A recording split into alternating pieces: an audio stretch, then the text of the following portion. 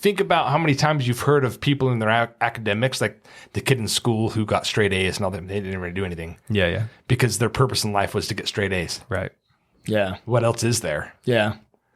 We had a bigger vision.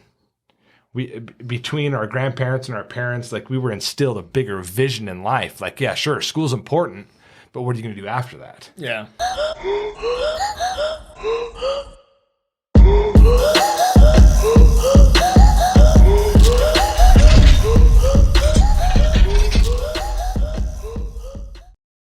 Hey guys, this episode is brought to you by Overstock Dixie. You can go like and follow their Instagram. There's new items that pop up on there every day, multiple times a day.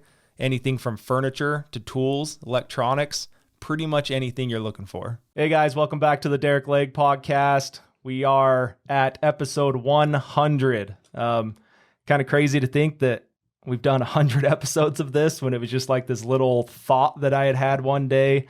You guys know the story. My buddy Tyson Coford and I sitting in a truck, just having a deep discussion, and we just thought, dude, that should have been recorded. And that's really where the Derick Legg podcast was born. But today I've got a couple guests with me I'm excited about.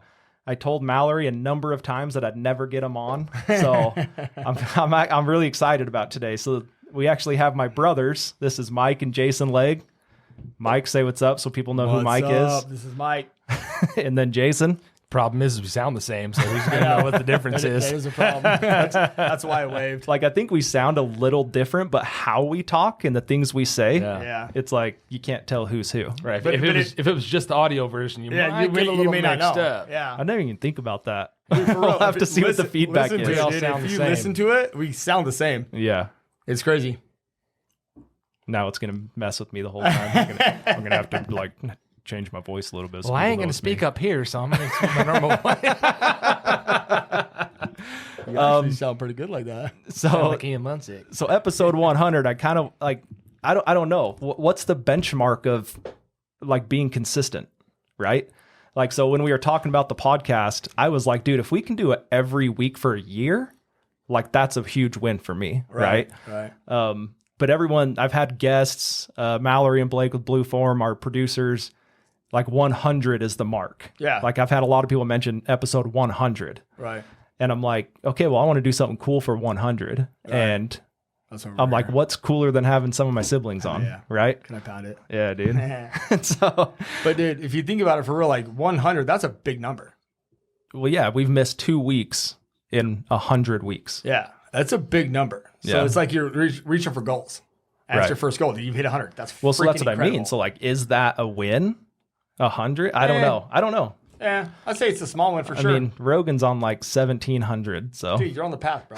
You're on the path. He had to be at 100 sometime, huh? Yeah, exactly. That's what I'm saying. Exactly. Mike. That's a lofty goal, but that's what you got to keep in mind. Rogan's 1,700. Cool. Well, I ain't done shit yet, so let's keep going. Right. Have all of a sudden, you're chase. at 500, then you're at 1,000. And then you're like, holy shit, now where Rogan's at. Yeah, now so Rogan's like, hey, can I come on the Derick Legg podcast? Exactly, dude. I bet you $100 he's going to want to come on your podcast. You promise? I bet.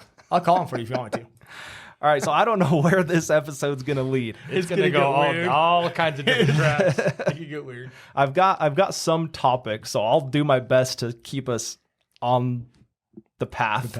And not, for sure. And I'm a rabbit hole guy for sure. And anyone knows me that. And so it's like having 3 people on rabbit holes. Yeah. So my first rabbit holes, I'm not used to having my hat backwards. I know. It's a little is strange. it messing with you? A little keep bit. going to grab my rim, and there ain't nothing there. Well, I have a specific hat that I wear backwards. And if I would have known, I would have worn that hat. Oh. So it's a little strange. I feel like I look funny. Most of the guests that come on have, well, maybe not most, but a lot of them that come on have hats, and we make them turn it around. Yeah. Like our first episode, I mentioned it to all the guests. Yeah. Our first episode, me and Tyler Campbell wore our hats forward and it shaded our face the entire time. Oh, I totally understand why. It makes perfect sense. It's been cool too, because like now Mallory and Blake are running, I don't know, 7, 8, 9 other podcasts, and it's like we were able to get the base off of the Derick Legg podcast on how to direct everyone else, right? Absolutely. I mean, she had background before me, but we just had these little learning experiences together, so it was cool. That's cool. I've got some topics written down. If we get down roads, we'll get down roads, I'm sure.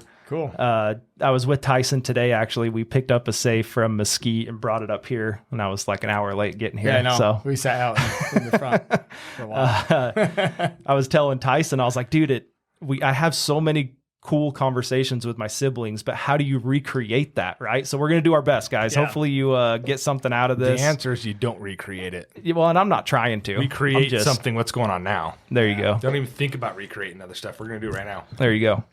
We've had so many conversations, dude, the same conversation so many times, and it always ends up different, and it's always good. Well, Mike is whenever I need anything physical, I call Mike.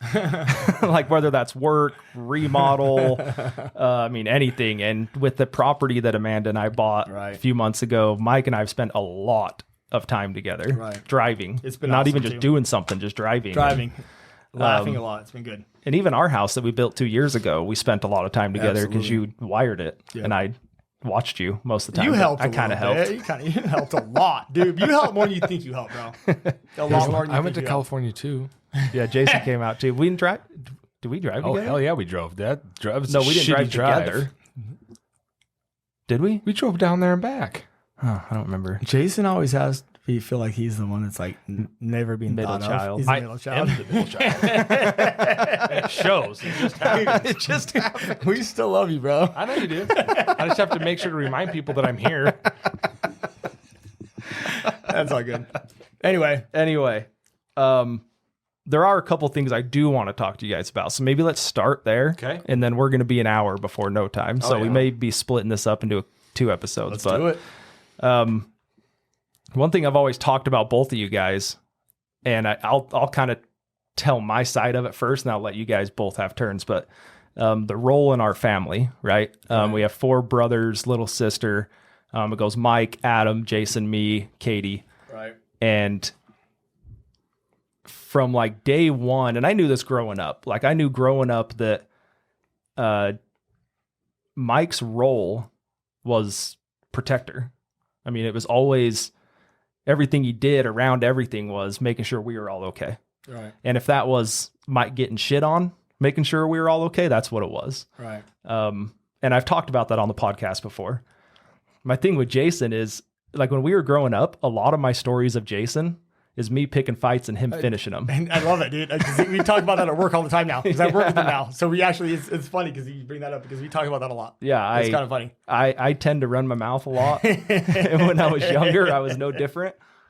And, but I think your guys' motto, what I tell people, I'm like, my brother's motto was nobody beats me up but them. Absolutely. And so like I deservingly got my butt kicked a few times, but at the same time, like I knew if someone misstepped and came at me, I knew you guys were backing it up. 100%. Right? Absolutely.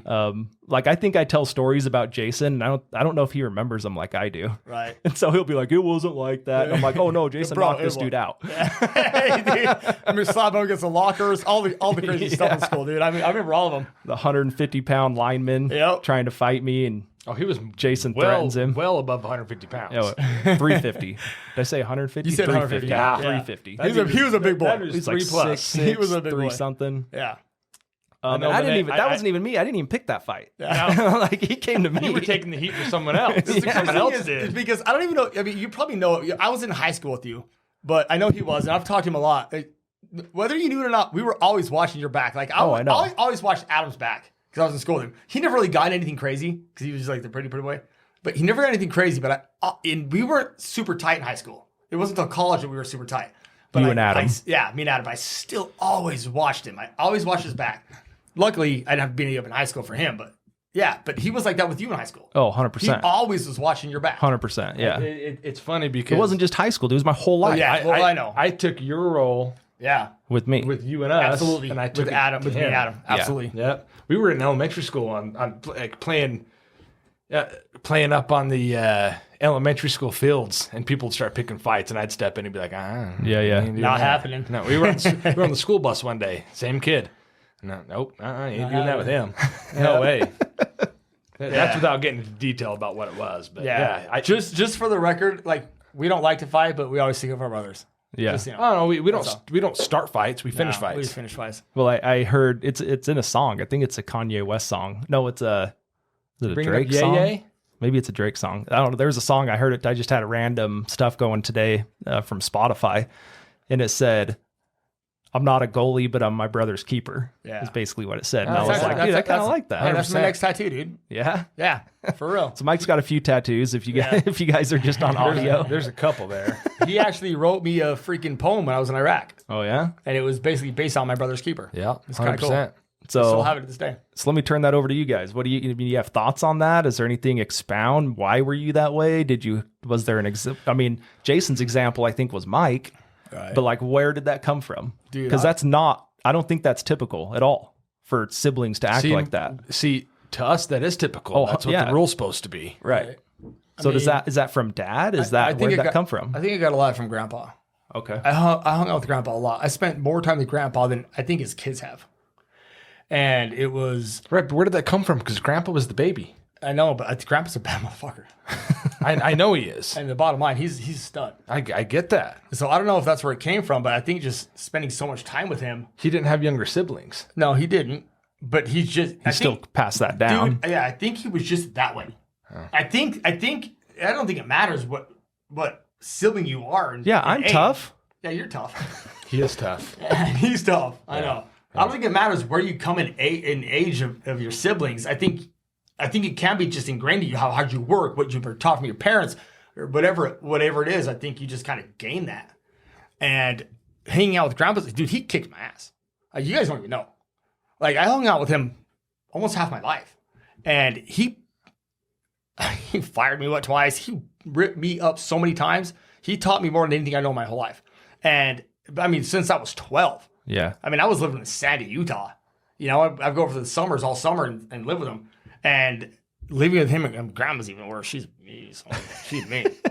But I just think I think just that was just kind of me. Like, I think that just kind of is the person that it is. Like, I don't know what you call it, but that was just me. Like, I had my younger brothers, dude, and I loved my real younger brothers so much. That was my thing. You were meant to be the I was oldest. meant to be the oldest, meant to be to protect my brothers and take care of them and make sure they're safe. I think Right. it's just a thing.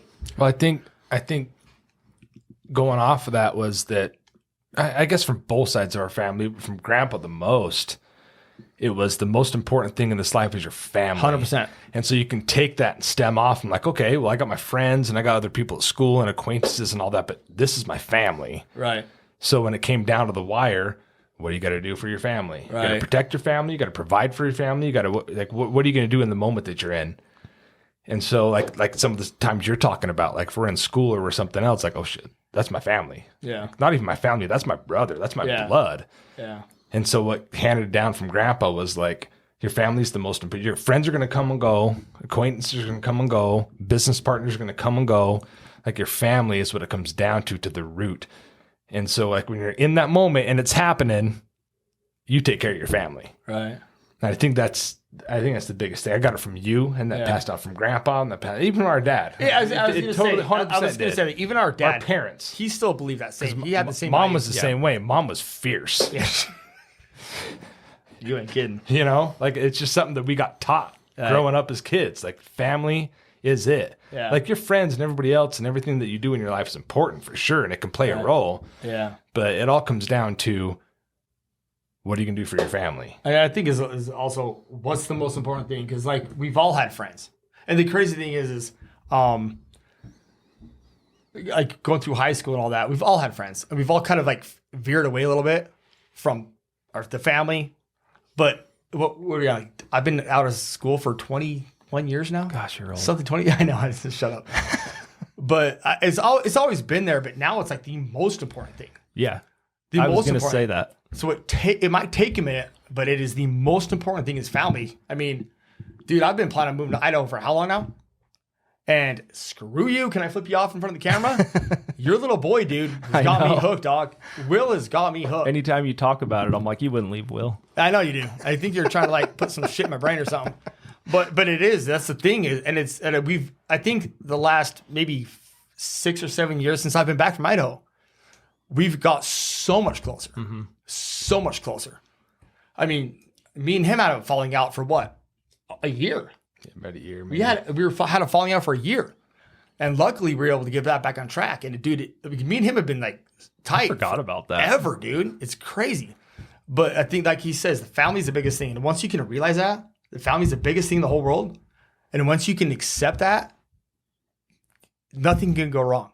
It's funny because the other day, was it yesterday or today, somebody asked us at work, you guys fighting? I was going to bring that up. Yeah. No, you didn't say that. I know. He came up and said, hey, I just got a question. Yeah. We're like, what's the question? He's like, have you guys like just about killed each other Yeah, yet? have you killed each other yet? And we're like, now that shit's in the past. That's in the past. We did that a long time ago. We're going good. We're having a grand time. Yeah. We have such a good time every single But, day. but that's the thing is, once you can accept the family, bro, you're solid. Family's solid. That's what's important. And that'll bring us some side things to like weave around, but like your kids. Yeah. You bring up kids, like how do you ingrain in your kids that their friends are just friends for a finite time? Yeah. And your family's there All the forever because they don't get it yet. Because I guess I'm the only one that's had a teenage kid.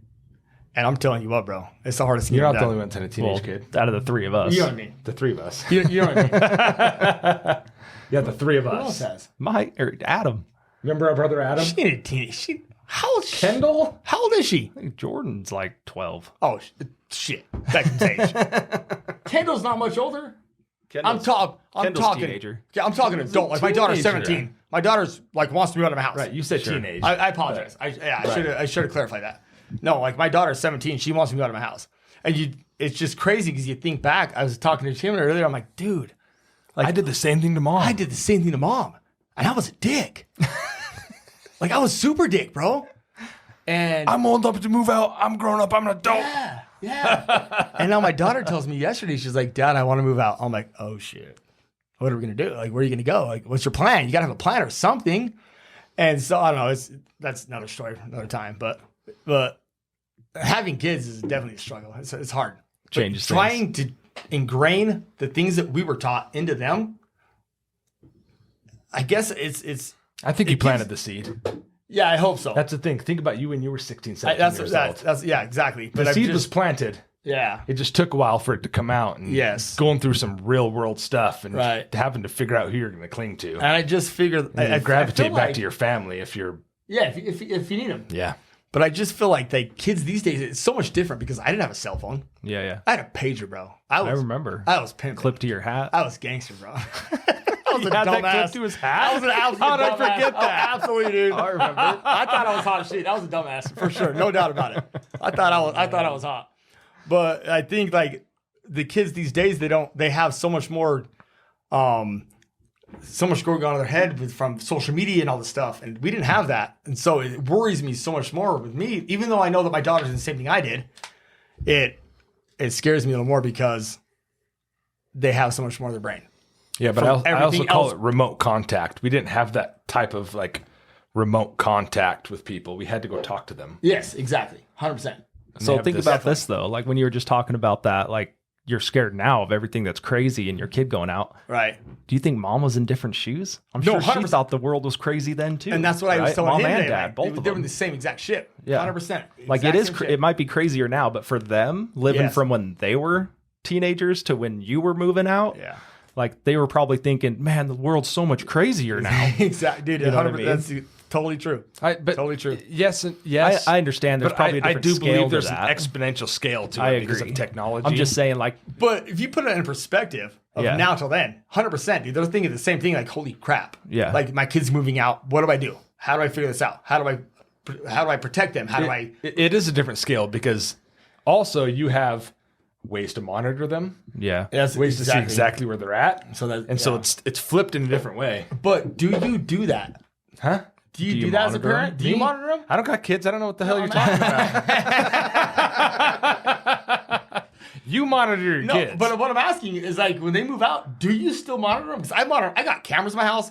I got cameras in my porch. I got GPS on the phones. Don't tell them too much. That- I They're know. probably going to listen to this. That's a decision you have to make because my fiance's mom still knows where she's at and where she goes. It's just I don't know. Not even in my kid and monitoring them, just like I like to know where she's at. Yeah, know they're safe.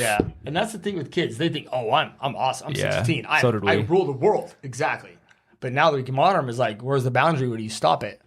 I don't know. It's weird. I think it's weird because I think you need to somewhat. I mean, obviously when they're smaller. I mean, I've got a 2-year-old, so it's a different story. But I think you do have to kind of keep the atmosphere or the different thing. you have to control their life a little bit. But at the same time, I've talked about this on here too, and with buddies, like you, like if you didn't go through some of the stuff that you went through in your late teens and everything you had to learn. I mean, and we'll get into the military stuff, I think, a little later, but like you also, how do you control everything in their life and also give them struggles to learn from? Do you know what I mean? Yeah, I know exactly what you mean, because we talked about this today, because we had this huge conversation today about Jackson, my daughter, and me trying to teach her, because she wants to be an adult so bad. Sure. But she doesn't want to act like an adult. But she wants me to treat her like an adult. And I was like, baby, you got to figure this out, because if you want me to treat you like an adult, you have to make big girl decisions. And she can't, it's hard for her to decipher, like, okay, well, which one is what and which one is this? Yes or no? Like, what? She went into your house today. She's the key to your house. She's grandparents, your neighbor. And she just decided to go into Jason's house today and not tell anybody. Autumn was there and she didn't know it. Scared the hell out of her.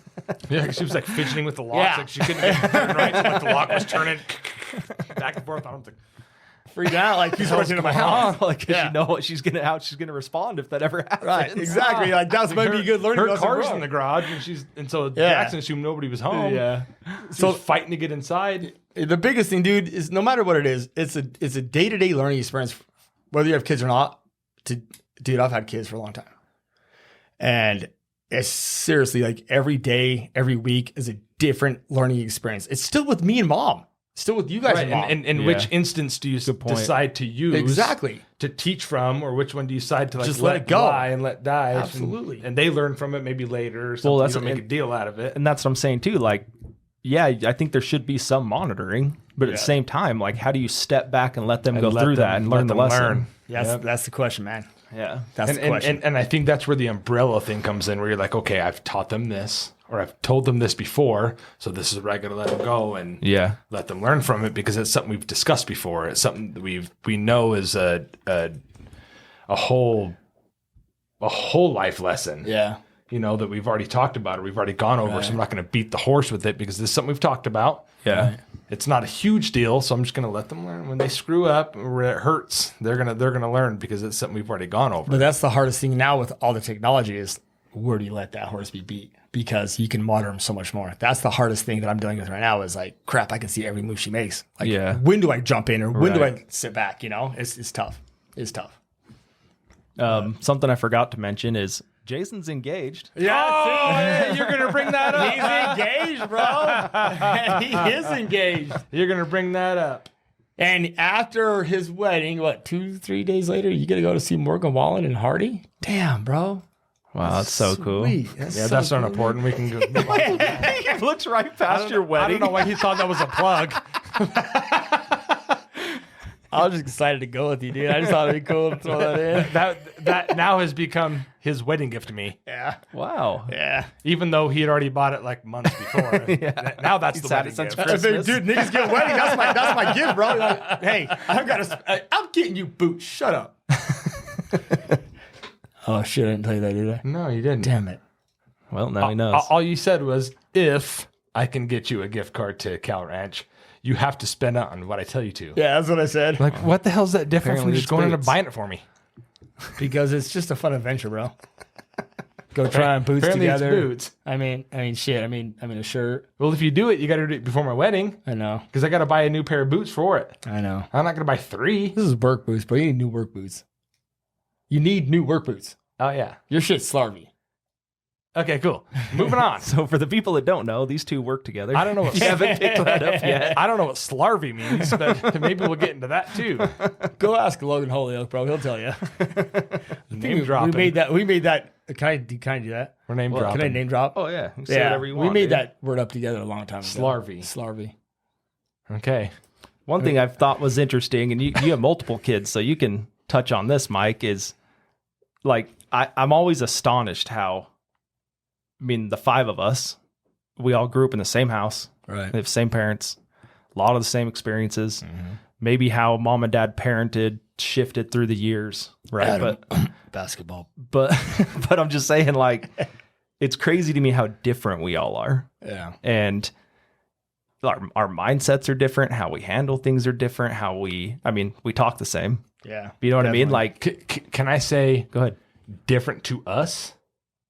I think different, but from an outside perspective, people would say how similar all of that stuff is for us. He's got a point. Like to us, it's so different. Yeah. The way your mentality works and the way his mentality works and my mentality works is so different. But if you look at it from an outside perspective, everyone thinks it's all in a very similar sphere, at least, in a very similar sphere. I understand what you mean. Generally, it almost is. I mean, obviously, like you've got your path, I've got my path, he's got his path, Adam has done his path, Katie's killing it with nails.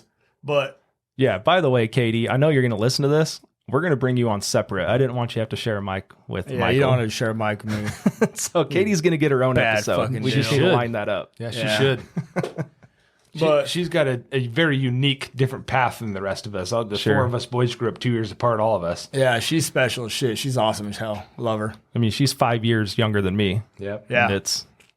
And anyway, expound on what you were saying. But yeah, what you're saying is real as hell. Was it? Yeah. What was I saying? Real talk? I finished the idea. Oh. No, I was just saying what you're saying is true. No, I just said from an outsider perspective, other people would see us all being very similar. Yeah. But in our own perspectives, we're very different. Yeah. And we are. 100%. We totally are. But on an outside perspective, people would like view us in the same sphere with maybe altering ideas. No, I agree. But we're all very similar from an outside perspective. I agree with that. We are so different. Yeah. We are so different. Yeah. Like, honestly, we're so different. Oh, I know. And what the coolest part about it is, like, you told me that one day we were working. I think we're in California working on your place. And you said, there is nothing that between the four of us we couldn't do. Oh, 100%. And I was like, damn, that's strong. Yeah. Like, that's real. And I started thinking, like, dude, like, for real. Like, there's, like, if we put our brains together, there's nothing we couldn't do. If we all decided to do something. Damn this swivel, bro. Can I tighten this sumbitch up? And honestly, I don't know how it works, dude. On We a don't use it personal that much. I got it. On a personal perspective, like this whole starting this electrician job with you, like my confidence has been boosted huge because it took me a long time to make the decision to do that. No, it took you too damn long. It took me a long time because I'm thinking like, okay, I'm supposed to go do what Mike does, Right. in a construction setting, Right. No fucking way. Well, we talked about that. There is no way. I know we have. Yeah. There's no way. And obviously, you still do it at a very high level. Yeah. But I can come in and be on a level and still be above other people that have been there for a while. Yeah, for sure, dude. I still have to learn parts of it, but I don't know how to put it in perspective. Well, we talked earlier today. We were up on the roof putting that pipe on, and you said, I watch everything you do. Yeah. I get it. Yeah. But I got to put my hands on it so I can actually do it faster. And that's what you're talking about. Oh, 100%. That's what you're saying. And and you could say the same thing. We've all seen each other do different stuff in our lives, and mentally we understand how that happens and why it happens. Yeah. And it only takes us stepping out and doing it to realize that I actually can do this. Right.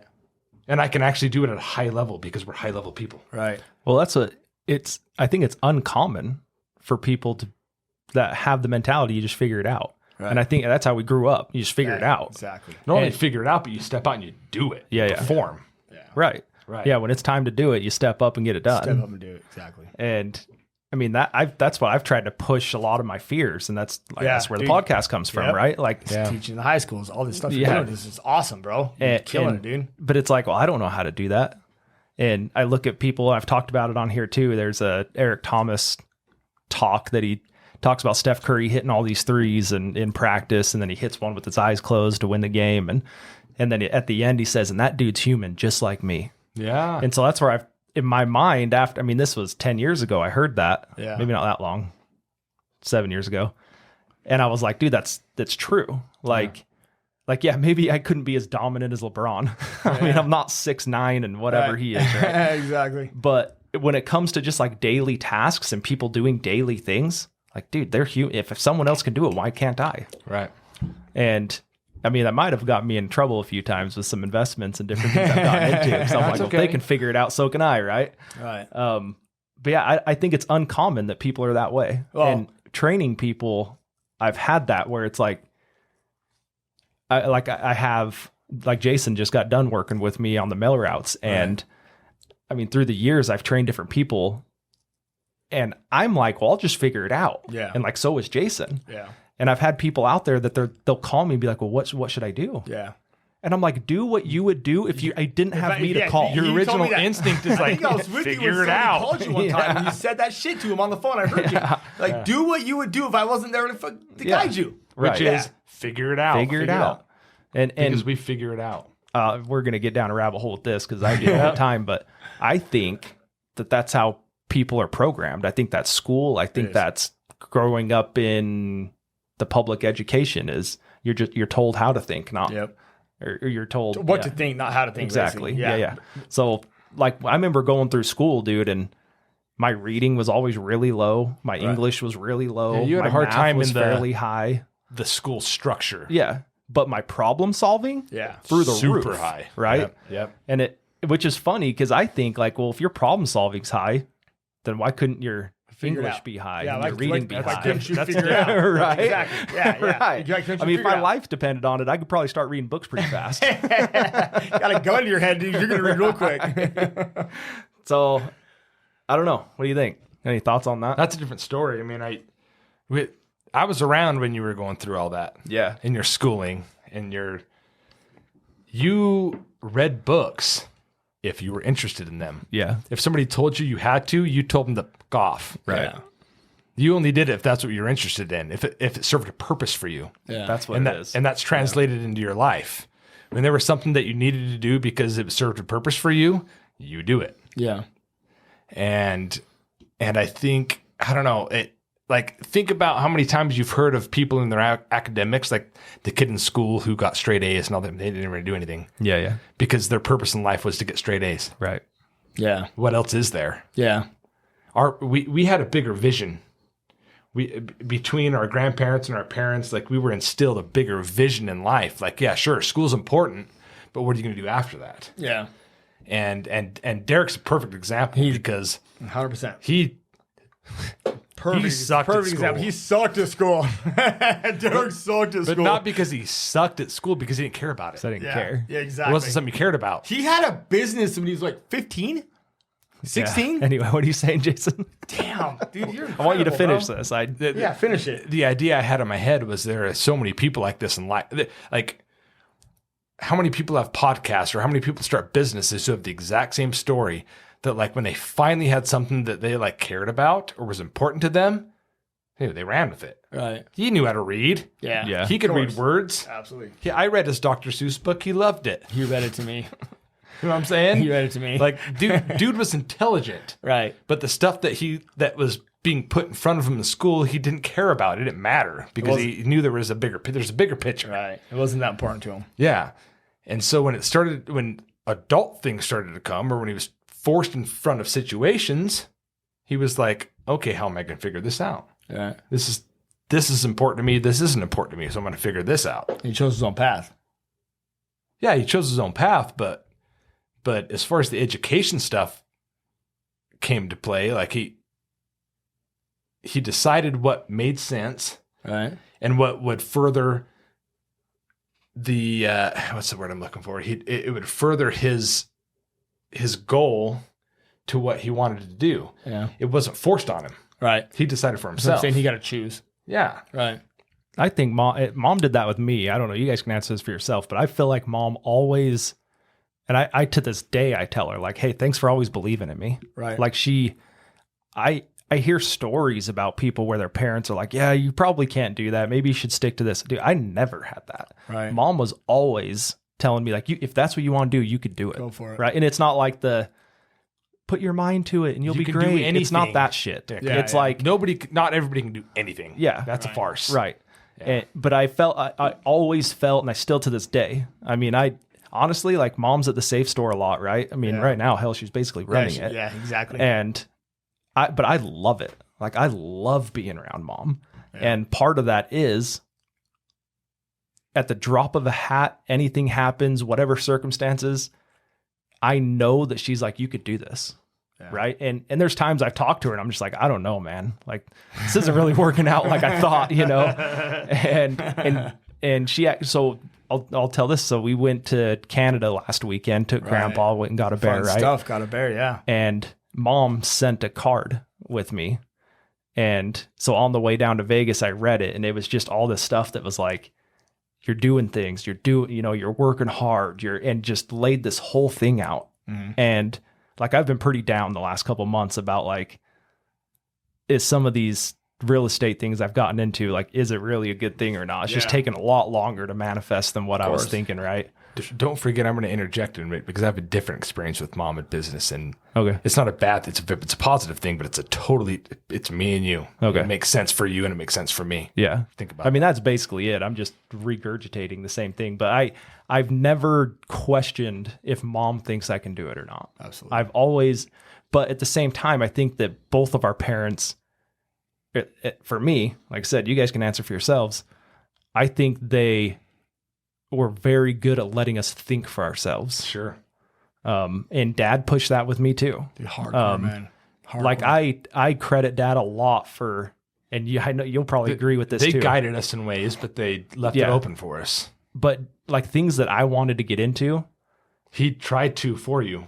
Well, but he'd do it with you. He'd do it with me. He'd do it with you. He would be like, I'm like, I could tear down this lawnmower and put it back together and fix it, and he'd right? be out there right with you. And like, he didn't know how though. Yeah. So this is what I'm getting at. It's like, he did his damnedest 100%. to like sit next to me, read the manual that I already knew what to do, and he'd have the manual open just to be there doing it with me. Yeah, he did that with me with the computer stuff. So I know he did. Yeah. That's what I say. You're going to have a ton of stuff like that where 100%. And I mean, I hope that through this podcast, because I'm sure dad will come up a few times. Going to. And I feel like I'm negative on him a lot on the podcast. Right. And I'm hoping that we highlight his exactly positives. Like, I hope that we can bring out more of that with all of us, right? But anyway, I'll let Jason take over on what you're going to say with your experience with mom. Oh, what I was going to say. So I don't know how to put this into perspective that people will relate to, but I'm just going to say how I can say it. So you were always a little bit more independent. Yeah, it's true, actually. You were. And I was a little bit more dependent. So mom worked we haven't even brought this up yet. I owned a restaurant for 10 years. Yeah. Owned and operated with our brother, Adam. And I'd been there for 12. And mom, I don't want to put a number because I don't want her to get upset about it, but she was associated with the restaurant for maybe 4 to 6 years. And say it was before I got there. Or it was after I got there, I mean. I was there for 6 years ago. So I was there 6 years ago. So it was just after me. 5. So probably 5 years ago. Let's say that. Okay. Yeah. Put that there. And I relied on her so much. And as much as you're saying that she would like write you a letter or tell you like, hey, I know you're doing big things, keep doing it, go on.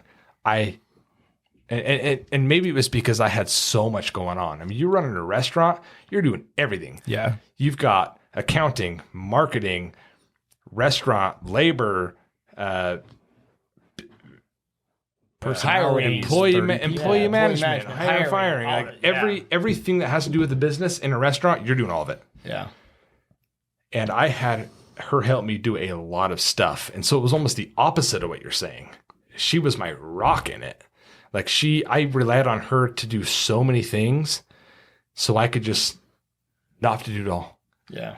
And handle what I needed to handle and just take a mental break for a minute. Yeah. And I don't know why I brought it up, but when you were talking about how she not pushed you, but made sure that you knew that she saw what you were doing. I have no doubt in my mind that she believes I can do anything. 100%. Right. And totally. Me too. Yeah. But from a different perspective. Yeah. Because she supported so much of what I did and I relied on her so much. And it came through in the same way, but in a different light, if that makes sense. Like, I don't believe that she would have been doing that with me and taking on as much as she did with me if she didn't believe that you're on the right path, doing the right thing, doing what you want to do. That I could do it. Absolutely. Because she would have said like, hey, you probably should do something else. This isn't for you. No, but she backed your ass 100% basically. Yeah. So I guess what I'm saying is she backed us both in what we were doing, but knew the type of people we were and approached it in a different way. Yeah, she's good at that shit. That's what I was trying to get at. She knows who you are. Really. And she knows who I am. She's really good at it. So she told you what you needed to hear. Yeah. And she told me what I needed to hear. And backed us both in our businesses in totally different ways. Yeah. Yeah. Totally different ways. Yep. Mom's good at that shit, dude. It's crazy. She knows us better than I think we kind of know ourselves. Oh, 100%. No matter whether I'm starting a new business or I'm in Iraq doing the military thing or whatever we're doing, dude, she just knows how to handle us. She knows how to approach you. Yeah, she's very for who into you us. are. She knows how to approach me for who I am. Right. And then him. Yeah. Well, and I think that's part of and I'm tough. I'm hard, dude. That's part of the like Every time. letting us think for ourselves and figuring out how the best way to support us That's is. where that Exactly. got there. Yeah. She lets you think for yourself in the way that you need to think for yourself. Right. And she lets me think for myself in the way that I needed to think for myself. And she covered the bases that I needed covered. And she covered your bases that needed to cover, which are different bases. Yeah.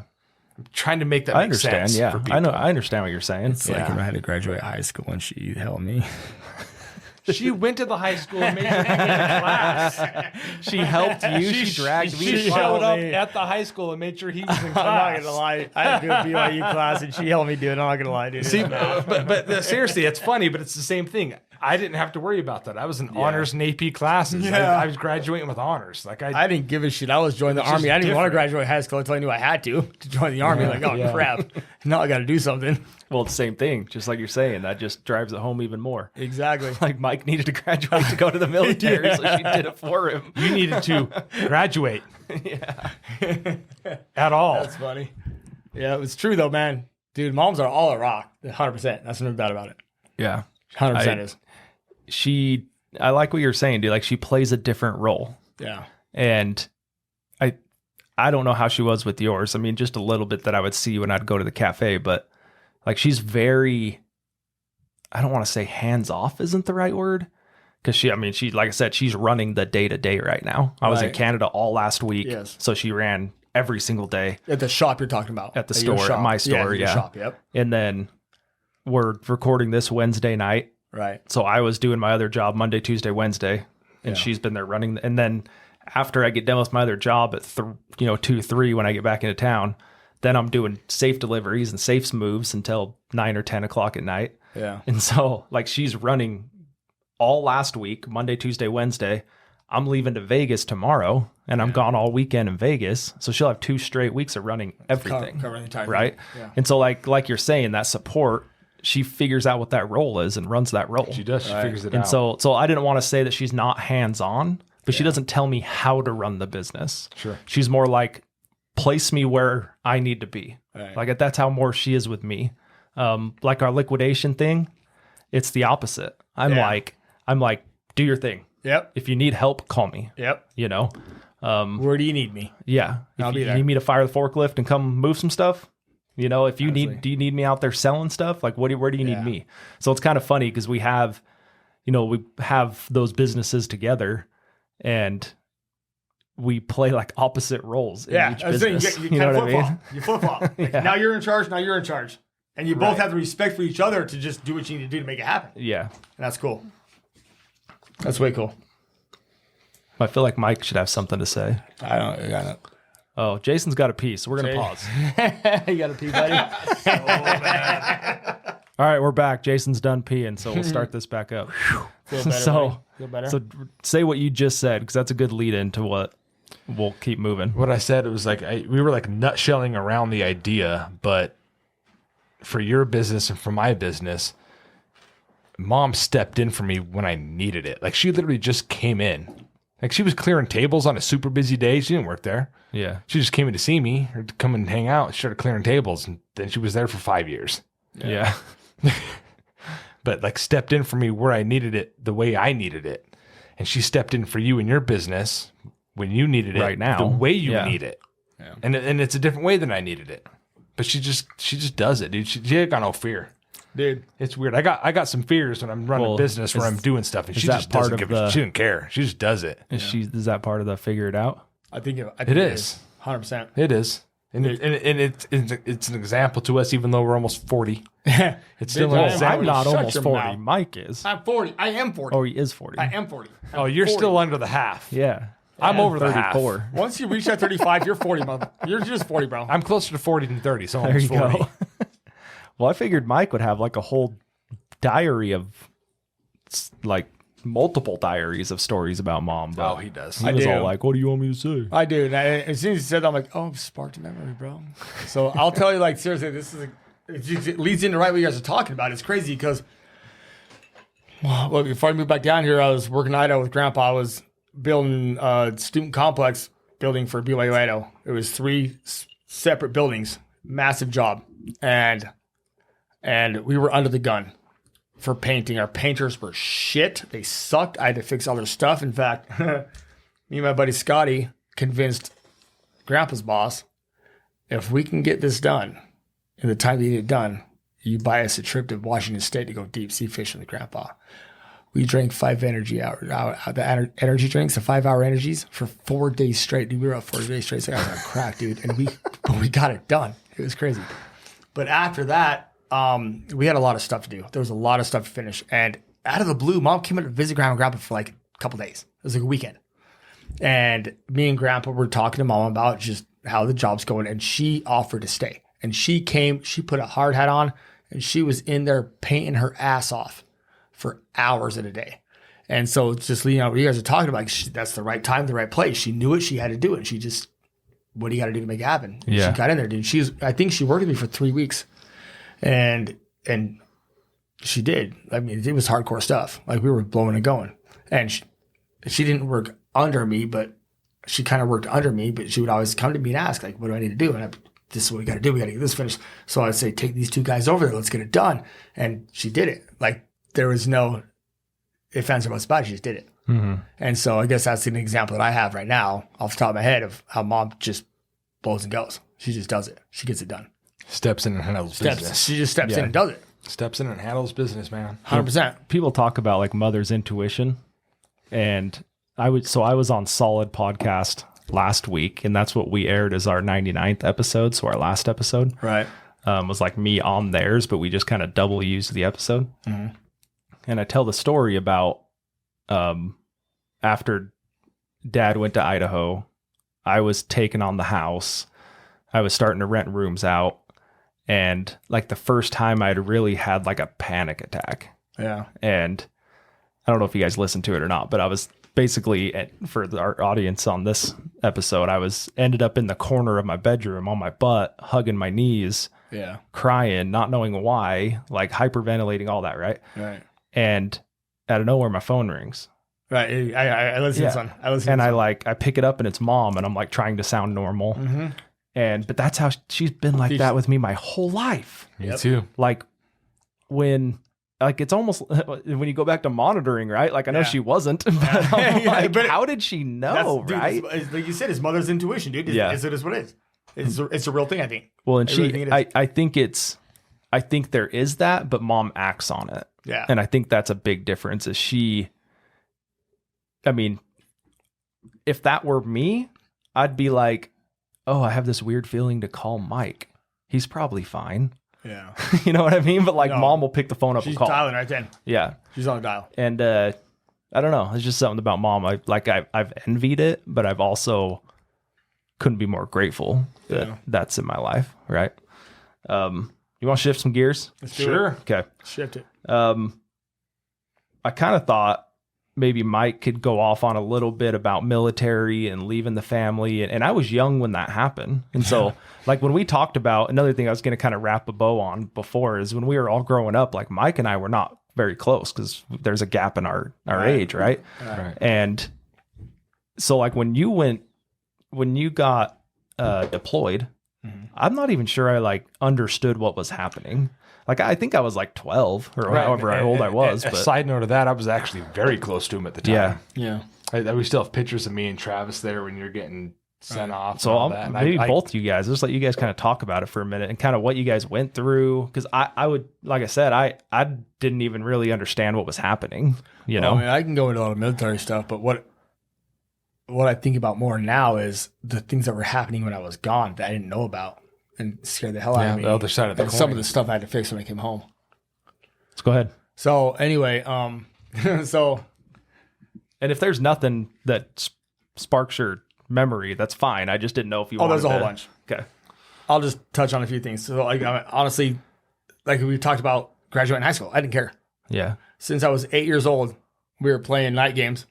That's all I cared about. I was like, I'm gonna. That was all. That was on my front doorstep the whole time of my whole life. Is I'm gonna be in the army. You're going to be a soldier. I'm gonna be a soldier. Yeah. And the whole time I thought I'm gonna be out like in the mountains doing campfires and all this cool shit. That's a hoax of shit. That's bullcrap. You don't do that. That ain't what it is. I never had a campfire my whole life, bro. You're not out in the hills camping out. It's not true, dude. You thought it was then. I thought it was gonna be cool, but no, it wasn't. But anyway, that was my whole life goal. I was gonna be in the military.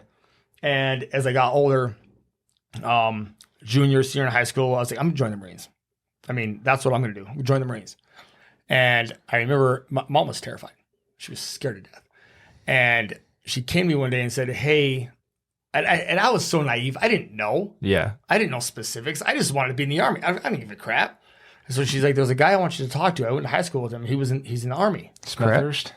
Staley? Staley, yeah. Yeah. Oh, Cole you went to Staley. Cole Staley. I went to Smethurst. Yeah, you went to Smethurst. We went to Staley, yeah. Yeah, so Smethurst was actually I think, staff sergeant. Yeah, Cole When I was Staley. in, Cole Staley was the recruiter. Right. And so I went and talked to him. I'm like, okay, I mean, this sounds cool. I don't give a shit. I just want to get in the army. Sign me up. Yeah. And so I signed up. I actually went up to MEPS. I did all my signing. And it was actually ended up having to be 9 days before 9/11. I joined the 2nd of November. And 9/11 happened 9 days later. And mom was shitting. I remember. So you didn't know what was going on, but I was old enough to know because I knew my brother understand it. just barely sworn into the military. Yeah, and I'm sworn it up sitting in there Salt in Lake and Draper. homeroom Yeah. watching the Yeah, shit happen, yeah. thinking, oh, Exactly. my brother's going, yeah. Yeah. Right, yeah. And so I remember. I didn't because- put that together like that. That was that close. Yeah, exactly. Yeah. And like I said, I didn't drop out of high school. They kicked me out because I never went to school. And so I was doing like the Packets and all that. Mill Creek packets. Yeah. And so that night, that morning, I got to sleep in because I never go to class. I just go do my packets. And Logan Holyoke showed up to the house. And he was freaking out because me and him were super tight at that time. And he woke me up and I'm like, dude, what the hell's going on? What's wrong? And I walked upstairs and mom was watching the news and she was bawling. She was crying. And I'm like, what's up? And she told me what's going on. I'm like, oh, hell yeah. It's on. It's on now. So sick. It I is was on. stoked. I was so excited. But then I saw mom, I'm like, oh shit, this is bad. This is really, really bad. But that was a serious turning point in my life because it was like, okay, I'm going to go to war. And it wasn't 2 years later, we actually got activated. And I was with the Triple Deuce, St. George. And we got activated. So we were pre-mobbing in Fort Carson, Colorado. And it was just the wildest thing, dude. It was like 3 or 4 days before we were supposed to get shipped out that Bush called off artillery because we were an artillery unit. And so we ended up getting shipped off to Tacoma, Washington. It was, what the hell is it? The fort in Washington. Yeah. Tacoma, Washington. Yeah. It's Fort Lewis, my favorite damn one I've been to, Fort Lewis. And so we actually spent like 9 months there training ROTC cadets. It's one of the coolest things I've ever done in the Army. We just got to play the bad guys and shoot the shit out of them. It was awesome. Anyway, we came back and just spent more time. At this time, it's National Guard. And so when I came back, I actually got into doing the recruiting. So I recruited a bunch of Jason's friends and him as well. Oh, I remember this. Yeah. So I actually recruited Jason and like a handful of your friends. Jonesy was there. Bishop. Yep. Jensen's son was there. I actually was in Iraq with him. There's one other kid. There was a couple of them. I can't Zach. remember. Yep. I can't think of his last name right now. But yeah, there were some there high was school a bunch kids of my high age. school kids that I recruited to go in. I actually kind of felt guilty afterwards. I'm like, oh shit, what have I done? You know, What have I done? Like, what have I done? So anyway, I had a knee surgery in 2006 when my unit actually got deployed to Iraq as an MP unit. And I was on a medical holdover. And in 2007, the 145th from up north, up in Ogden, Brigham City, and all that, they got deployed. So I was kind of tagged to the unit because I was a holdover. So I offered to go with them. I was like, let's do it. Unfortunately, we didn't see a lot of combat, but we did some pretty crazy shit. Saw a lot of cool stuff. Unfortunately, fortunately. Yeah, right. Yeah. But I spent a year in 07, 08 in Iraq, and it was, dude, I tell you what, I actually found my diary there. I've never written a diary my entire life. But when I was there, I think I wrote like 8 pages in the beginning because it was terrifying. I was scared out of my wits. Dude, we were all doing steroids. I'm not gonna lie. Dude, we were yoked up dudes. We were huge. And I'll never forget, we came into the chopper. We were on Chinooks coming from Kuwait into Iraq, southern Iraq. And being the new guys, you're just in the freaking shacks. It's just wood structures, hotter than shit. You're dying. We're sitting there in our underwear, not knowing what to do, dying. And all of a sudden you hear boom, boom, boom. Like they're shooting freaking mortars at us. And dude, you never seen a dumbass dudes running around freaking trying to get gear on. Because every time we get attacked, you have to be in formation to get a head count. And a bunch of big dudes in formation, and they got a head count, and we're like, holy crap, what just happened? Yeah. After that, it was kind of crazy because it just kind of became normal. It was a normal thing. Every holiday, every time new helicopters came in, anything like that would happen, they would shoot mortars at us. They'd only shoot 3 because they knew that's what we'd chase them. If they knew if they shoot more than 3, we'd dial out of the location, we'd find them. And so there was a few times that we find them, but it was always just 3 and they would disappear. There was one incident we had because we had a lot of on base, there was a lot of, we call them Hajis, a lot of good dudes that were actually, what's politically correct? Iraqis. I just gonna Probably that. Okay, that's Save the rest of them. Probably that. We actually got pretty close to because we saw them every single day. And whether they're selling like freaking hopped up DVDs that we could watch or whatever it was, hookahs, whatever it was you could smoke, whatever it was. And me and my buddy, Weston Scow, were actually combat lifesavers. So we were trained in medical. And we got hit with a mortar that was so close to our pod that it blew our windows out. And we were first to show up at the scene. And it was pretty crazy, the stuff we saw. So that, I think, was kind of an eye-opener. And so finally my tour was done, came home, and I actually came back. No, that was on my leave. I came back to St. George, didn't I? No, I came back to Kansas City. Mm-hmm. And then I eventually arrived back home, and my mentality was weird because I was like, when I was younger, I was a partier, man. Like I was the life of the party. And when I came home, I was just a hermit. Like I didn't want to go nowhere. I didn't want to do nothing. I want to fight everybody. It's just, I was so ungrateful for the way that people valued life here. I just want to punch everyone in the face. Yeah. Because it's so hard to see, like, nigga, you got freaking Cheerios and you're going to complain?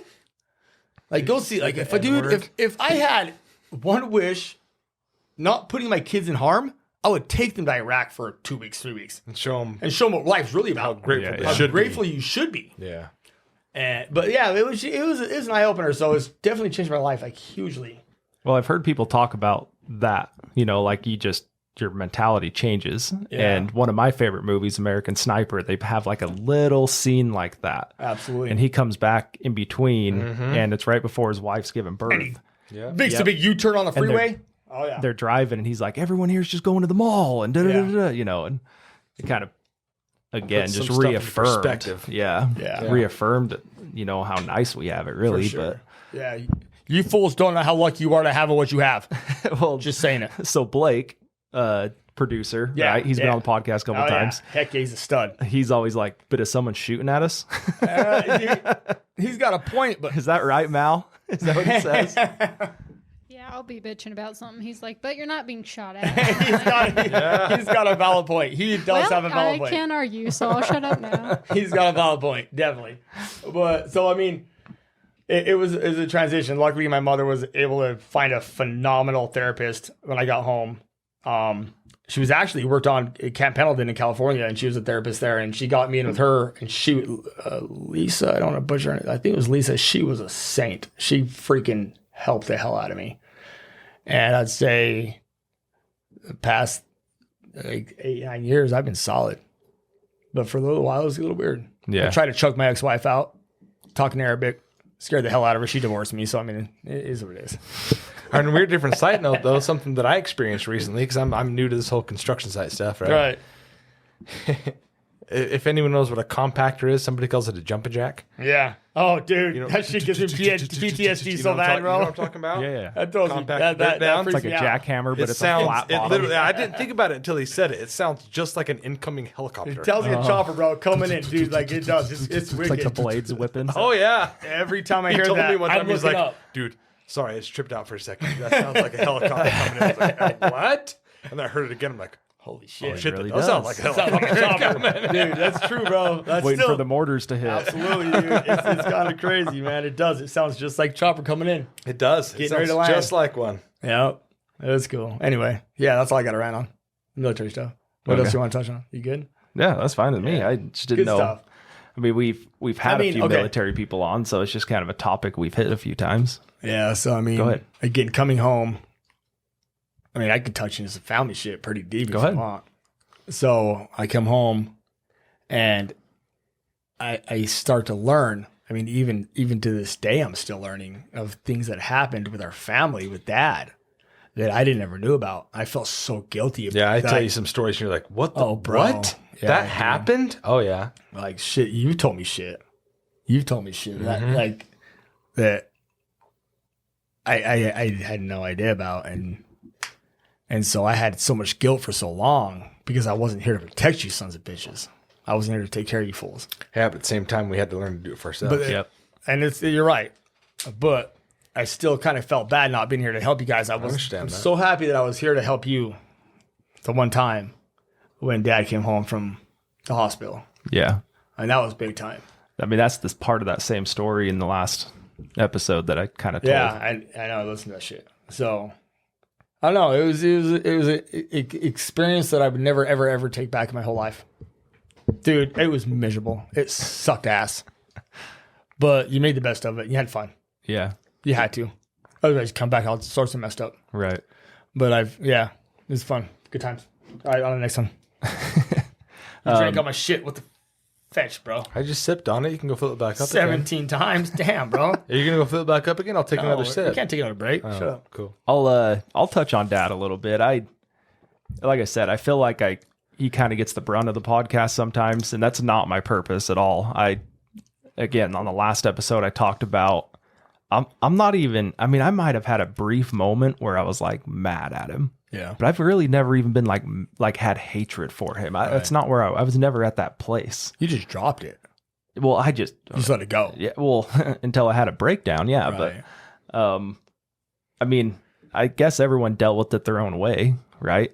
As far as like him leaving, the attempted suicides. Yeah. But I kind of want to rewind this a little bit, and Sure. I think we'll talk. Because I've been back and forth, but usually that's in retrospect. Like when you're talking about in the moment, when you're growing up in the moments, you had certain, like, you didn't have that many problems. You had normal right. problems with normal parents. Right. You got mad about something they told you weren't supposed to do, but like the big feelings you have when you think about some of the stuff. But Yeah. But I mean, like before all that, like I thought dad was there for everything. Dude, He was there Oh, for yeah. sports on everything. We had a He good, was, we had a good life, bro. as far as like childhood, Yeah.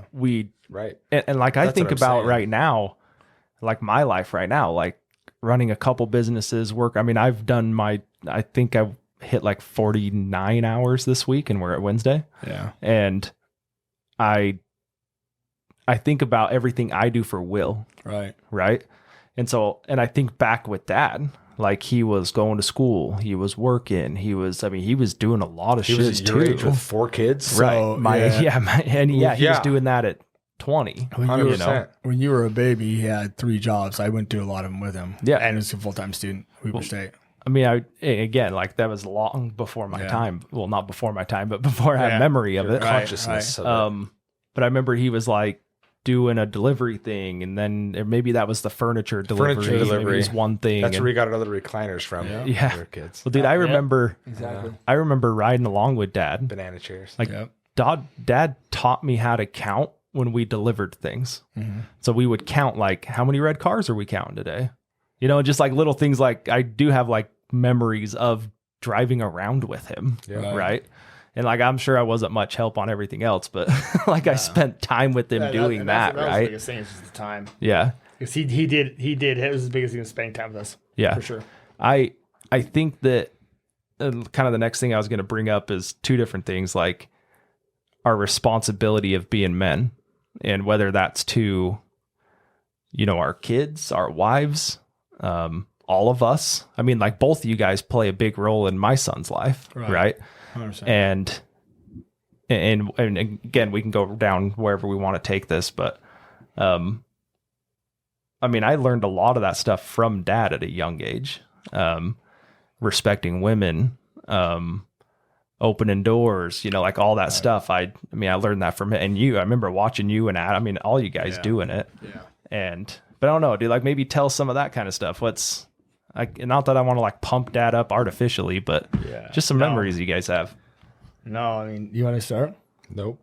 So, dude, I got so many goddamn memories. I mean, I got a lot up in here, but you just asked me. So I'm like, if you're going to give me the option, I'd rather brew it in my brain a little bit more and think about some stuff. You're good. Take your time. So you seriously going to do my shit? I thought you said you were going to get more. I don't give a damn. So anyway, like honestly, I could seriously go on for hours about the reason I said that is because of the age. It's only a few years. and But you must have some more. That's the biggest thing we've discussed in the past is you and Jason have had a lot less experiences with Dad 100%. as we were younger. That's why I thought bringing it up with you would be a different perspective. Yeah, than dude, me. because it's crazy. I'm not shitting you, dude. Like when we were young, Dad was the shit. He was a hero, man. He was the man. And I feel like I got kind of the in between. Yeah, you did. You got the in between. I'm the middle child if we haven't established that. Yeah, I think we did. Shut up. I'm just teasing. Don't shut up. No, I did. I got a little bit of both sides. Right. But I mean, he was there for every single. He did so much side shit nobody even knew about. He worked at what the hell, the Ronald McDonald House in Salt Lake when I was growing up. That was like all the handicapped kids. Mm-hmm. Love them fools, man. They're Remember awesome. that? And he would always take us there on Karl Malone or John Stockton. Somebody would show up and he would be like the front man of that. And he would always be like, dude, he was the dude. He's the dude everyone knew, everyone respected. And then he would flip a switch and he'd be, we would drive up to Ogden and be delivering plasma and we would listen to that stinking little crab off of the Little Mermaid. Little Mermaid. It was a white tape. Dude, it was a white tape. It was a tape. Tape was bro. white. It was a white tape. It was stupid. And he would sing it and he would sound just like he him. would kill it. Dude could sing. And then he would always take his little sandwich shop there. And then next thing I know, he's got to go to school and then he's jumping out of the airport to work. But like the biggest things that I've always remember his dad is he pushed sports on us so much. Me and Adam, dude, I'm telling you, I had to do sports related homework. Yeah, I tell that all the time. I had to throw 50 pitches before I Like did for my real, homework. I took a golf ball and had to throw up against a damn block wall 100 times before I could go have dinner or go do my homework.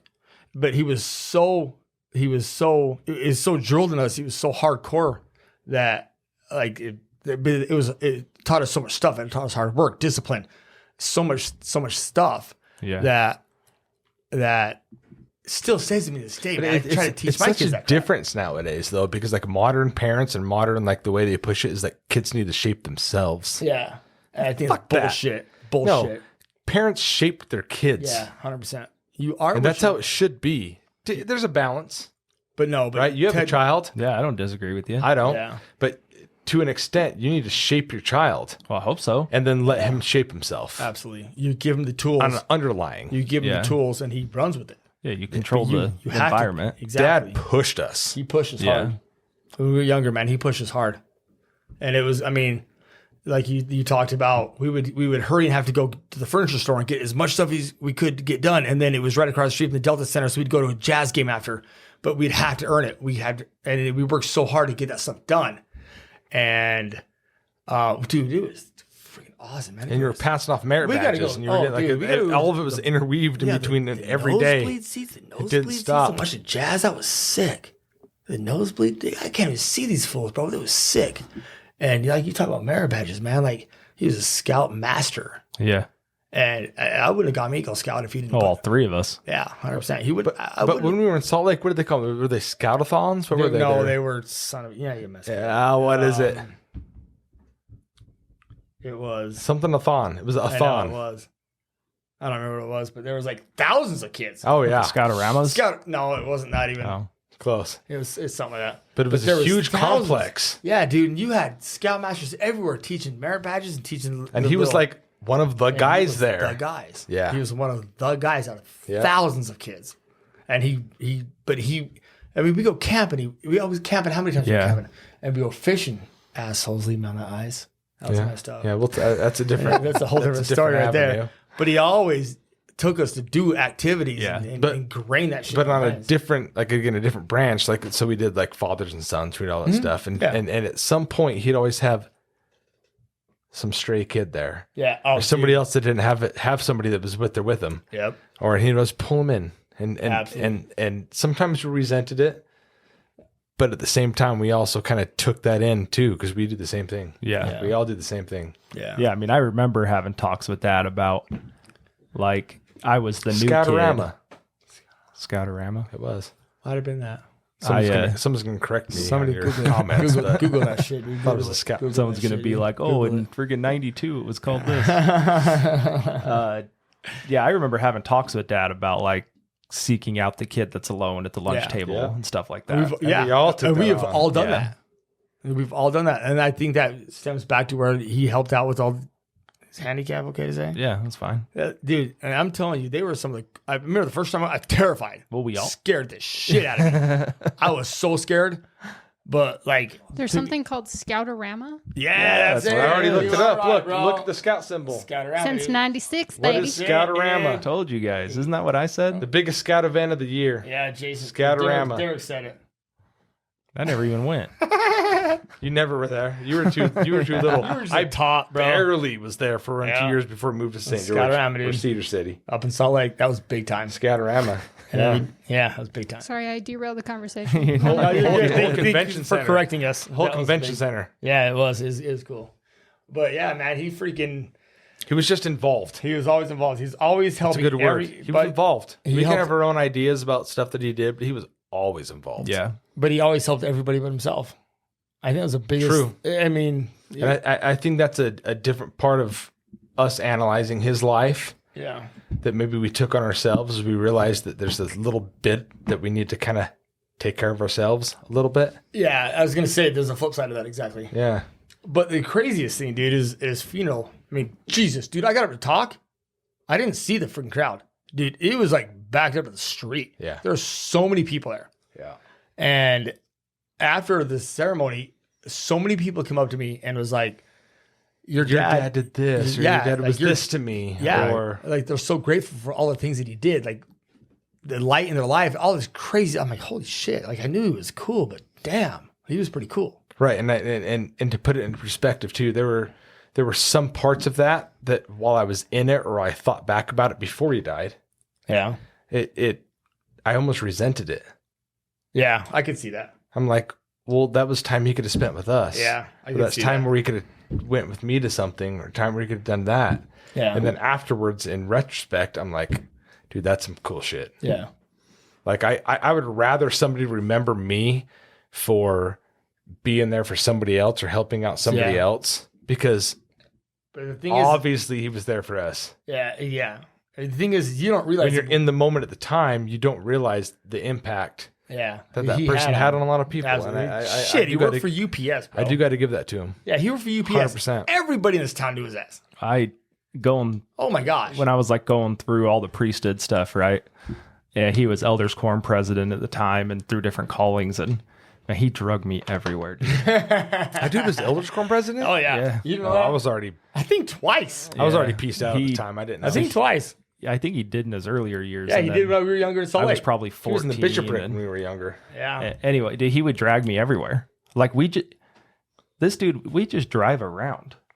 Like he would take me. He'd be like, "Get your church clothes on." It was like a Tuesday, you know. We get our church clothes on and we drive around. And I'm like, "Where are we going?" He's like, "I don't know." And I'm like, seriously. And then he'd just pull down a street. And I don't know, dude. Maybe those people needed to be helped. Maybe he was just killing time with me. I don't know. Right. It could have been a spirit thing. It could have been like, I'm just being random. Yeah. But I mean, to him, it was a spirit thing. Sure. Yeah, like, so he was 100%. He'd drive around, man. And we just pull up on someone's house. He'd just go knock on their door and, "Hey, how you doing, man? How's everything going? Oh, can we come in?" And I'm like, I mean, if it's home teaching back then, I guess not that they were like our families to home teach, but man, I remember that so many times. Like, and I'm sitting there thinking like, dude, I'm tired, man. Like I just got done with school. I just got done with baseball practice, whatever, you know?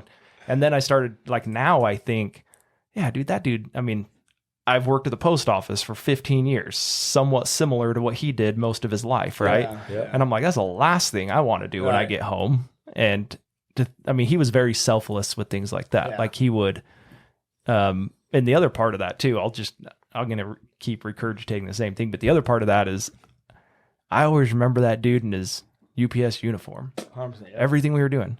Adam's basketball games, our coaching all of our sports. He was all so, and so like, what does that tell you, man? Like that dude was working his trash off in 110-degree weather all day, every single day. and then he was driving straight to whatever we had going on. Like he wasn't going home, showering, getting ready. Like he was driving straight to everything that we had, right?